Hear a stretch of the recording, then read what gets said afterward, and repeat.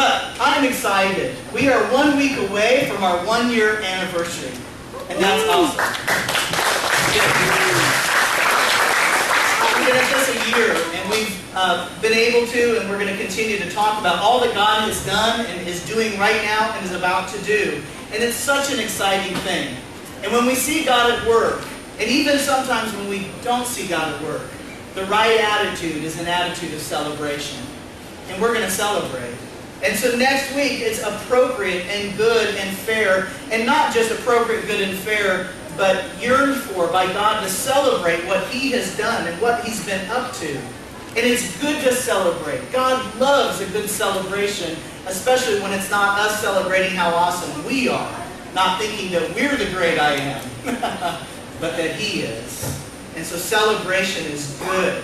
And so next weekend, and at the end of today, I'll tell you more about what's coming up next weekend. But next weekend, I'm so excited to be able to celebrate, to be able to come together and look at a picture of what God has painted for us as this new and budding church here in Cabot. It's an exciting thing. And so over the past few weeks, probably really the past few months, leading up to this time, I have felt prompted by God to prepare your hearts for this time.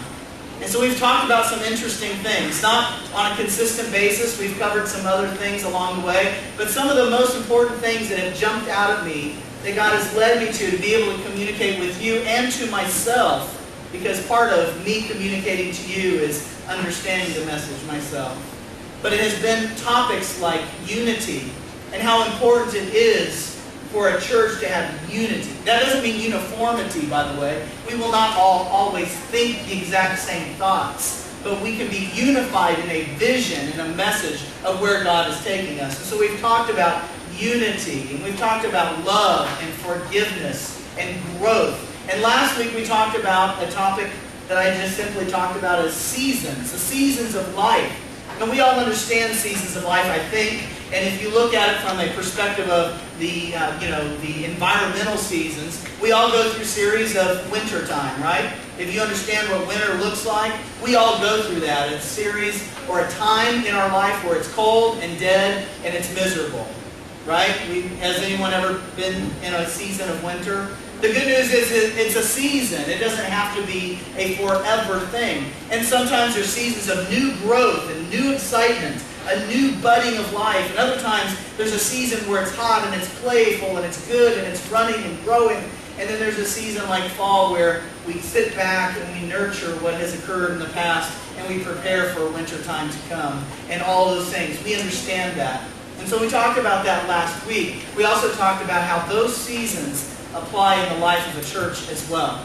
And that in this church, what we have seen consistently is a season of growth. Although our season of growth has not really stopped. It's just continued from day one, and it continues to grow and grow. But we also are in another season simultaneously, and that is a season of transition as we get ready to go into another building, another facility, which is exciting, but still, any kind of transition has the potential of making us feel off balance. And someone even asked me today, are we meeting in the new building or the old one? And the answer is the old one for a while, because we haven't even started working on the new one yet. But we're getting close to starting to work on it. But always, those questions cause us to feel a little off balance and in a transition time.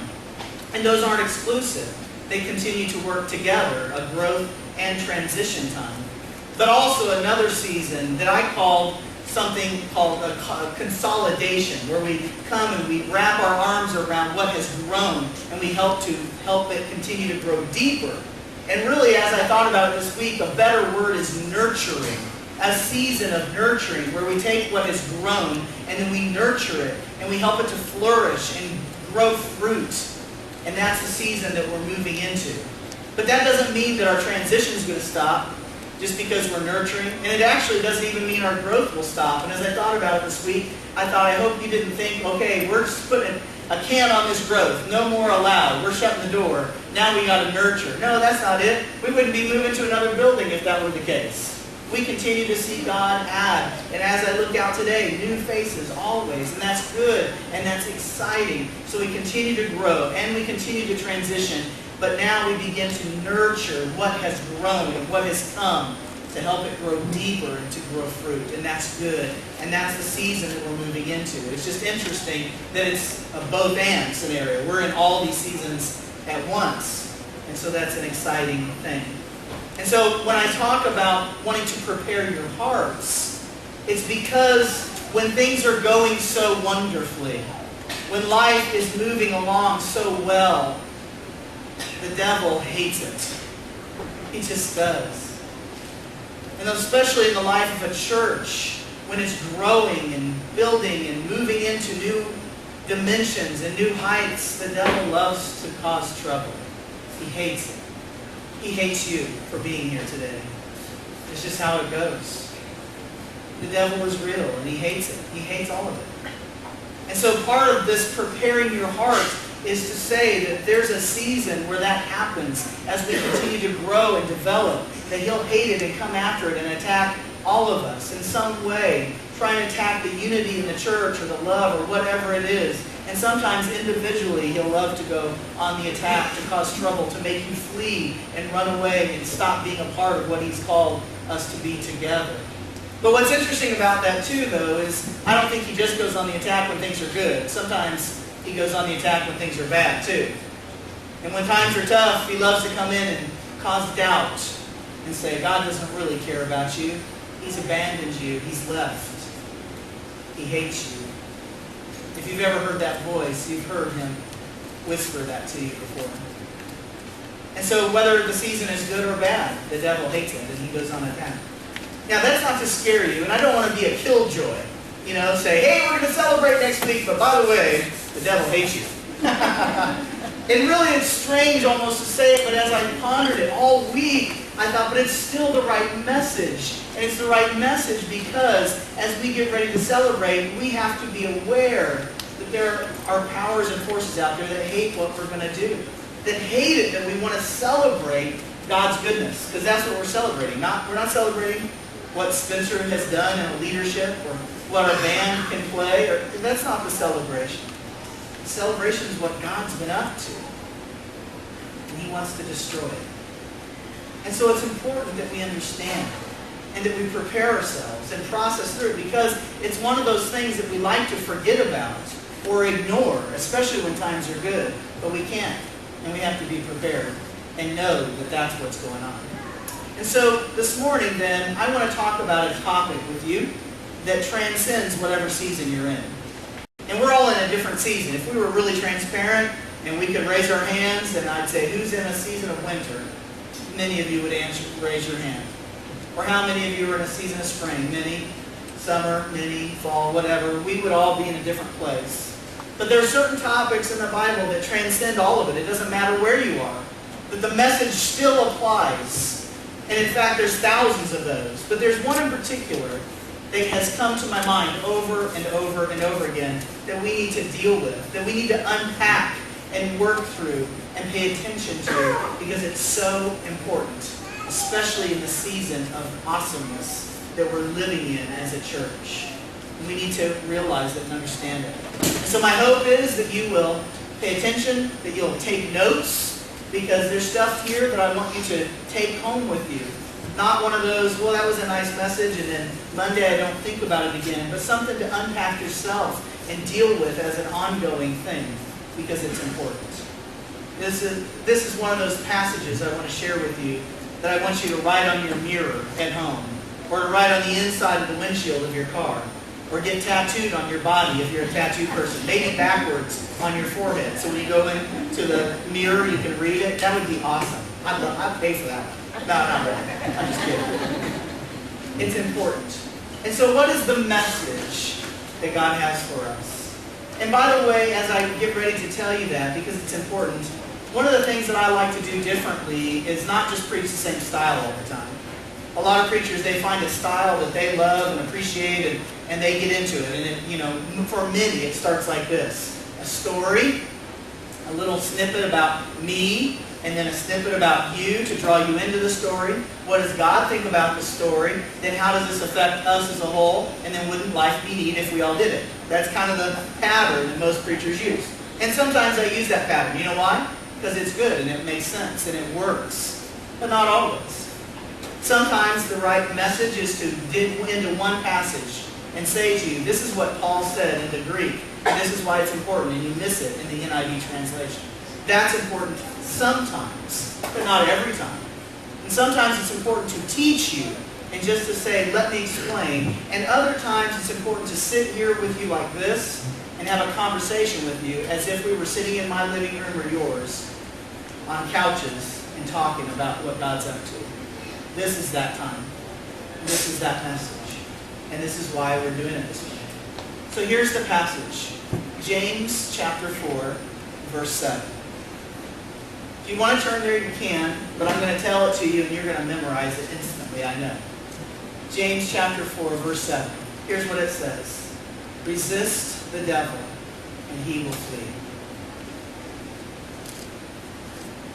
Resist the devil, and he will flee. Now, don't look at the screen and cheat. You tell me. Let's do it together. You already know it. Ready? Resist the devil, and he will flee. Do it one more time. Resist the devil, and he will flee. It's an important passage. Now, there's something right before it, and then there's a bunch of stuff after it. And based on how far we get on whether or not I talk about anything after it, we'll see. But there's another little piece right before it that we can't forget. And it is submit to God. Resist the devil, and he will flee.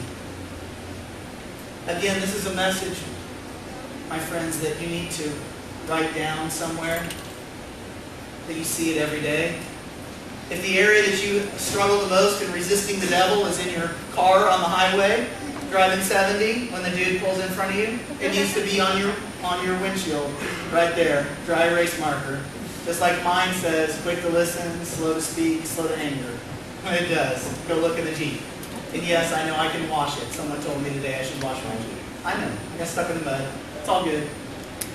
I'm working through it. Resist the devil and he'll flee. Write it on your mirror at home. Write it 20 times a day. Because it's one of those passages that you need to know. Submit to God, resist the devil, and he'll flee. Now, let's unpack it. And let's make sure we know what we're talking about. And so there's three main things here that I want you to see. The first is submit. Submit to God. Honestly, submitting to anything is one of the most challenging things in our society. We have been taught from infancy that you're in charge, you're in control, you're self-sufficient, you do what you want, it's all about you. Right? The idea of submitting is incredibly challenging because it has been bred into us that you submit to no one but yourself. And I have to tell you, it's just not the right message. The right message is to submit. Now, the Greek, if we went back to that, what we see about that is it's saying that you literally should get in alignment, is really what it's saying. It's a military idea. And it would mean to get in alignment or get underneath the person that's in charge. Which means, number one, you have to recognize that someone else is in charge, which is sometimes the hardest thing. And then the second is, will you get in alignment or not? Because that's a choice. It takes humility, which is also some of our most challenging things ever. To say, I know I'm not in charge. I know that there is someone that I need to follow. And will I do it or not? It's always the question. And by the way, this isn't a one-time decision that you make. If you said, yes, I said a prayer, or yes, I accepted Christ, or yes, I was baptized, I've done that, I'm all in, yes, and that's awesome. But submitting to God is a minute-by-minute issue. It just is. It is not a super prayer that you pray one time and all of a sudden you're submitted. Submission and surrender is a daily, hourly, minute-by-minute thing. Will I submit? Will I come in alignment with God? Will I come under His authority and allow Him to rule in my life, regardless of what my preferences are, regardless of what I want life to be like, regardless of how I want to make decisions? Will I allow God to be the one that I'm submissive to? The second word is resist. Now, resist is an important word, too. Resist means to mount a defense. It means to stand firm. It means to push back. Resist. So the passage says, submit, resist. And then there's this beautiful little tag at the end which says, if you resist, the devil will flee. Sometimes we learn a lot about what God says by what He doesn't say. So what that text doesn't say is, if you resist the devil, in other words, if you push back, if you take your stand against him, if you make a defense, he'll meander away. It doesn't say that, thankfully. It doesn't say he'll stick around and go when he wants to. It says that he will flee. I love that.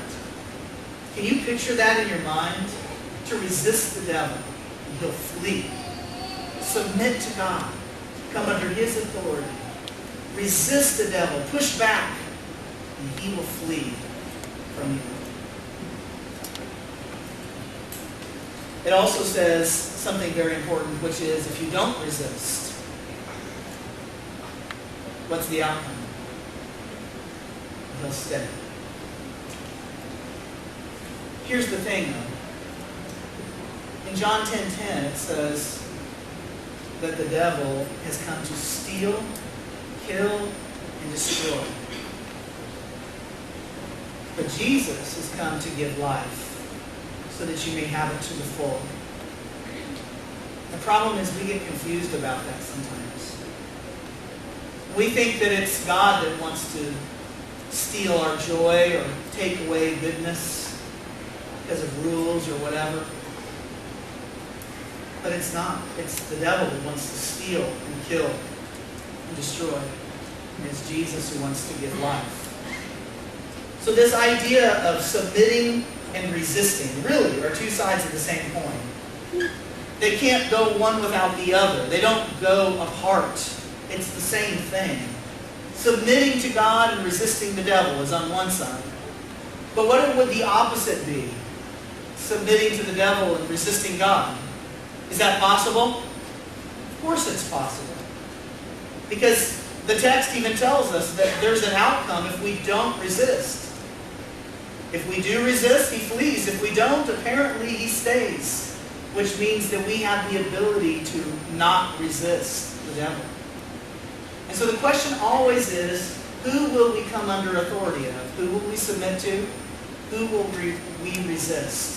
And for you, it may not be as black and white, but I think that it is. So here's what I want to do. Because we're having this conversation as if we're sitting on a couch in my living room. Because this message lends itself to that.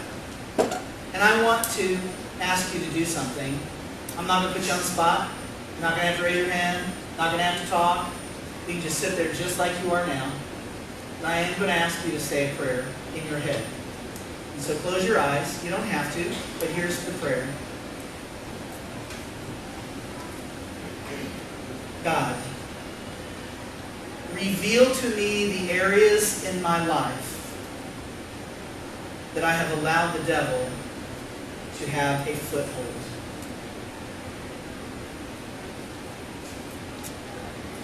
God, reveal to me the areas in my life that I have allowed the devil to gain a foothold. God, reveal to me the areas in my life that I have not resisted the devil in.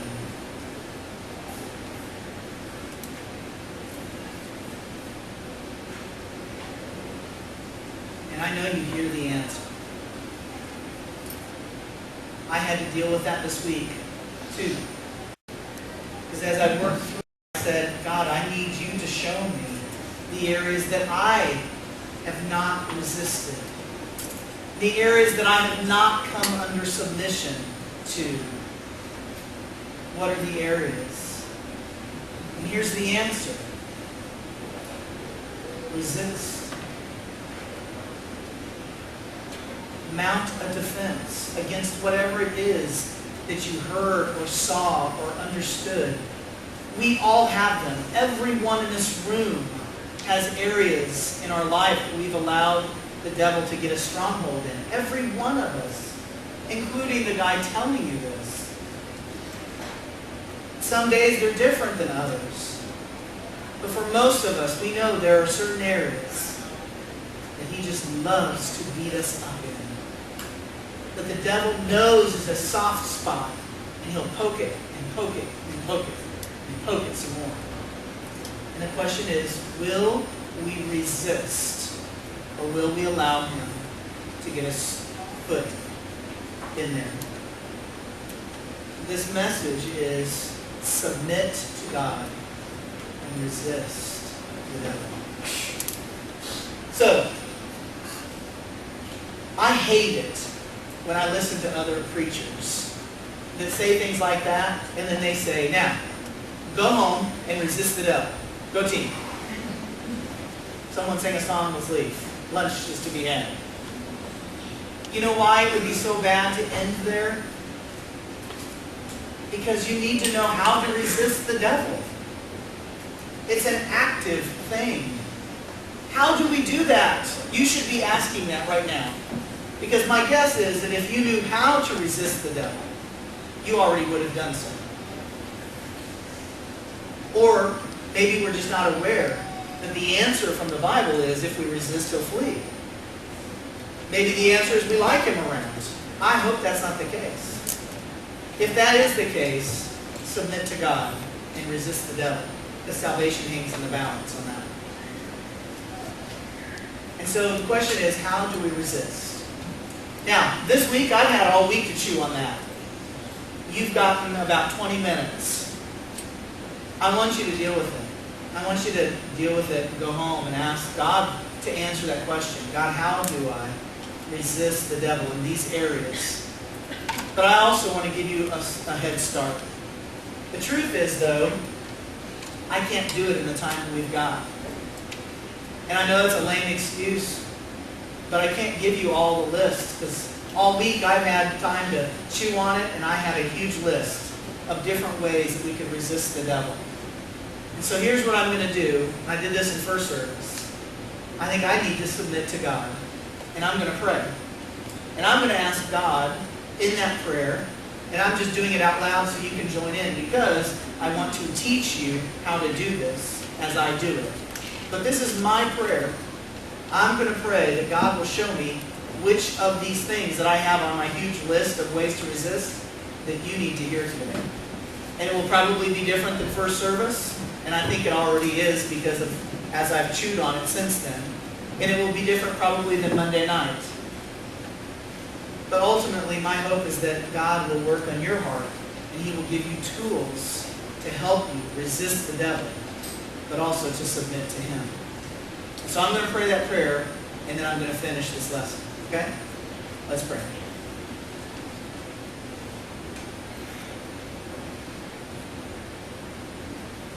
God, I submit to you. I submit this lesson to you, this message to you. I submit my preferences to you. I submit everything to you. I surrender it all because you are the one I want to follow, the one I choose to follow.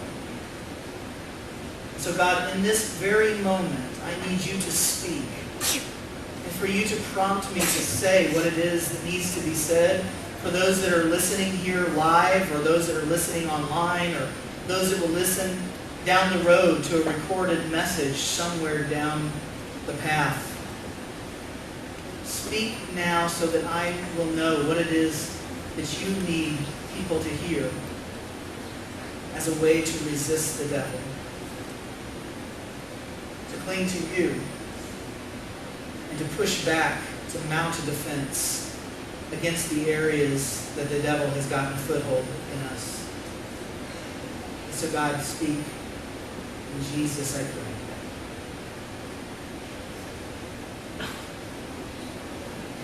The first message always starts with that passage of submit. to submit to God, which is very simple, I think, although it's not a one-time thing. That's a fallacy of so many churches that say if you just say this prayer, you're all good. Submitting to God is a daily thing.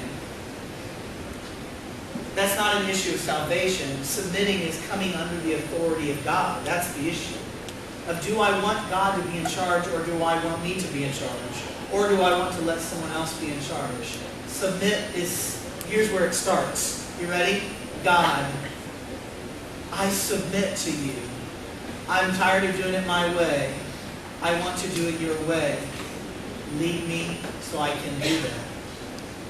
Help me to follow you. That's a great place to start. If you've never done it, you need to do that. If you want to take this seriously, submit to God. Just tell Him, I submit. I surrender. I'm done trying to do it my own. It's got to be you. I surrender. The next place in how we resist the devil is that you need to stop listening to the lies that the devil loves to tell you. If we went around the room, my guess is that we could come up with all kinds of answers of what the devil whispers in your ear. When times are tough, maybe you've heard this one. God's forgotten about you. Anybody ever heard that? Am I the only one? Resist the devil. It is not true. When he whispers that in your ear, he's forgotten about you. Say, no. There's nothing that separates me from the love of God. Nothing. Quote scripture at it if you know it. And if you don't know it, Google it. You can find every passage in the Bible. It's amazing. What do I do when the devil says God has forgotten about you? I bet you there's an answer in Google. It may be the wrong one, but try it and we'll see. If not, send me a text. We'll deal with it the best we can. Or go and ask a trusted person. But when you hear those lies, you've got to fight it. What are some of the other lies that the devil loves to whisper in our ears? You tell me. Anybody know one? You will fail. You're going to fail? Is that what I heard? Yeah. Is that a lie that the devil loves to tell? Isn't that when Peter gets out of the boat, the other 11 are, in the back, peeing themselves out of fear, right? But Peter gets out of the boat, and he begins to focus on the wrong things. And he takes his eyes off Jesus, and he begins to sink. Is that message that says, you're going to sink? You're going to fail. You've lost. Not if we keep our eyes on Jesus. Now that doesn't mean everything will go well. There's this principle in the Bible that I call the BDYSS principle. And it stands for, but because you said so. Which means that along the way in the journey we see in the Bible, these disciples, half the time Jesus is saying things and they're going, I don't know. But because you said so. And they will do things because he said so. That is submitting.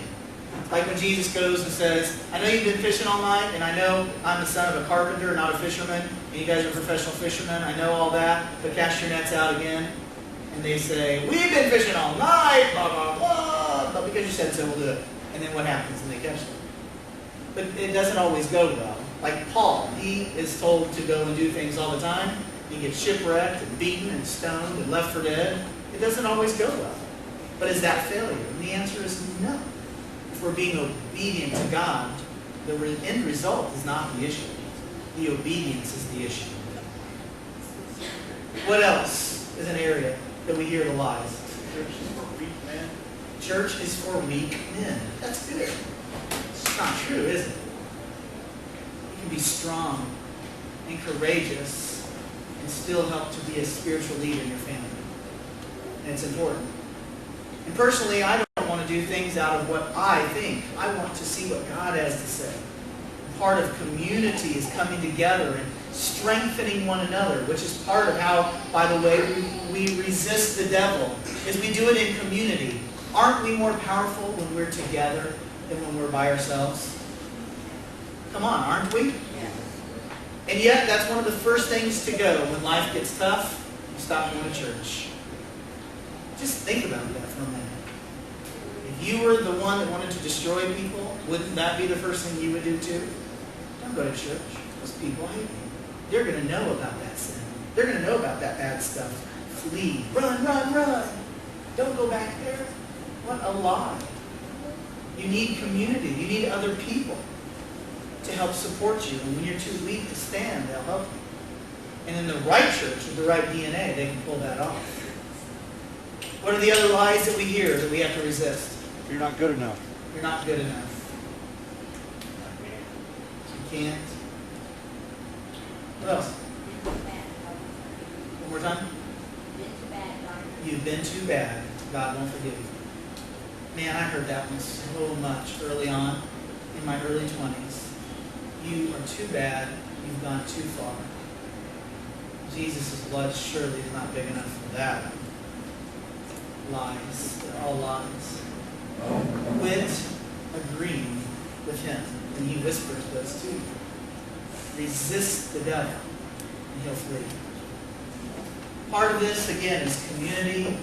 It's getting into the Word to figure out what has God promised, because that's the thing. If you hear a message and you don't know what God has had to say, you may not know whether it's God's Word or the devil's Word to you.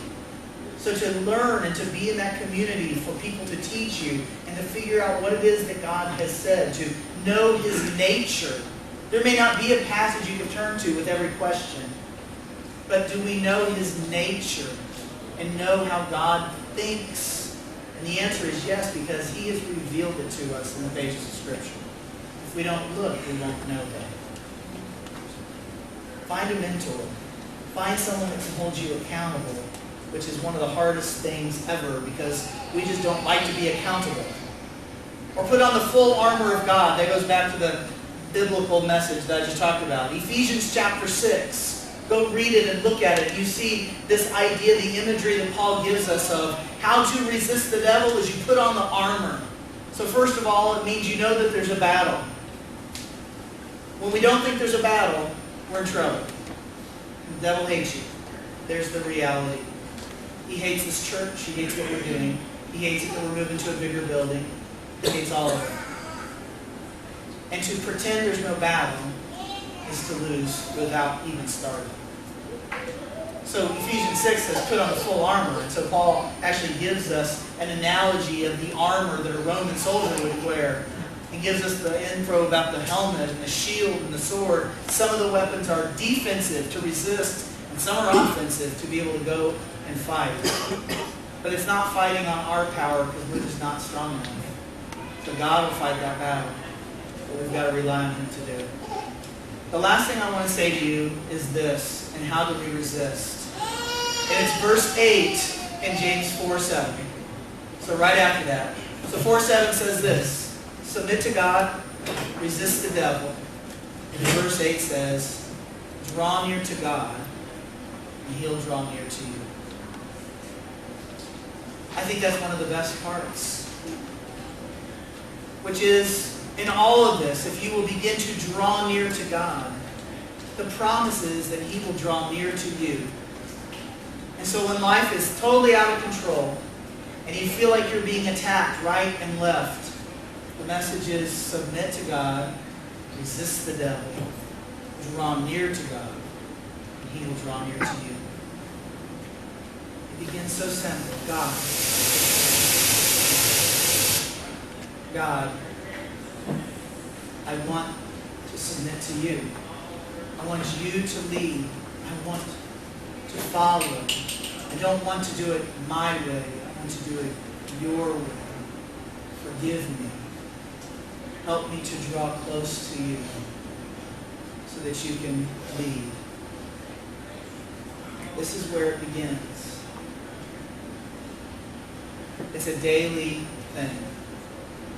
It's a daily thing. This is where we go from here. This is how we conclude. It is to say that I want to follow and to be led by God. I want to draw near.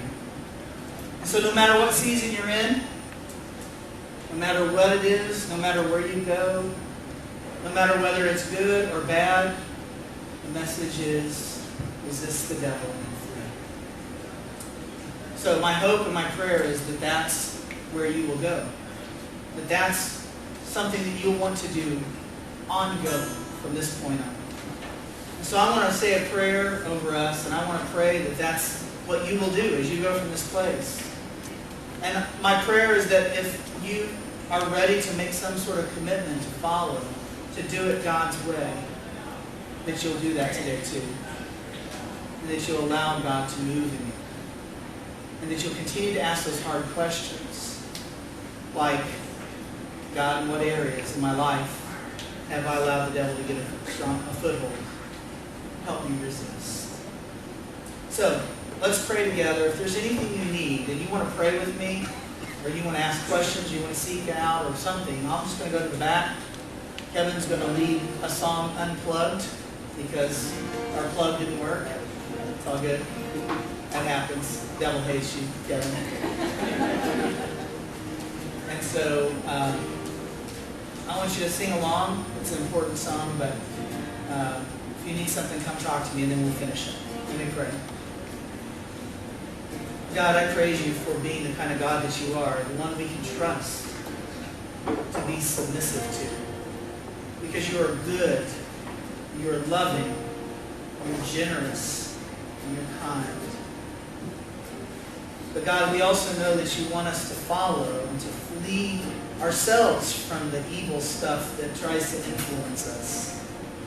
That you don't want us to go our own way. God, we know there are consequences to going our own way. We live it out every day. And so God, we want to follow you. We want to be led by you. We want to resist the devil and all of his schemes to steal and kill and destroy. But instead, Jesus has come to give us life, life to its fullest. That's something to celebrate. So, Father, for every one of us here right now, I pray that each of us will have a change of heart and desire to follow. Whether we're seeking or whether we've been a Christian a long time, that we will continue to seek, continue to follow, continue to be led by you, continue to resist the schemes that try to draw us away from you. Father, change our hearts. You change the way that we think. In Jesus we pray.